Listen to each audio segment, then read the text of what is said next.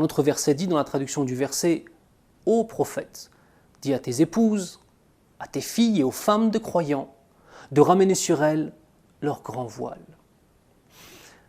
Ce qui est intéressant ici, c'est de comprendre qu'Allah Azza wa Jal prend la peine lui-même de dire la chose. Subhanallah. Celui qui a créé les cieux et la terre, celui dont la puissance est infinie, celui qui n'a aucune limite dans quoi que ce soit, le parfait par excellence, prend la peine, ma sœur, de t'expliquer cela. C'est un honneur pour toi. C'est un honneur. Et Allah, il est le Hakim, le sage par excellence, le sage parfait. Parmi ses noms, il y a Al-Hakim, le sage. S'il a imposé cette chose-là, c'est que le bien-être de toute la société repose sur ce principe notamment.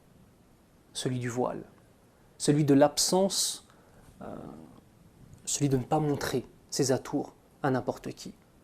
Car lorsque l'on parle du fait de porter le voile, on parle de se préserver, on parle de ta valeur, ma sœur. Mais on parle aussi de préserver les hommes d'une certaine tentation. On parle du fait de s'élever spirituellement par un acte physique, par un simple vêtement. Est-ce que tu as conscience de toutes les hasanats que tu peux prendre, toutes les bonnes actions? Chaque fois que tu mets ton voile et que tu sors de chez toi voilé, Allah Azza wa Jal va te compter, Inch'Allah, des bonnes actions. Alors que, chaque fois que tu sors de chez toi et que tu n'es pas voilé, Allah Azza wa Jal te compte des mauvaises actions. On demande à Allah Azza wa Jal qu'il pardonne toutes tes mauvaises actions, qu'il mette dans ton cœur la volonté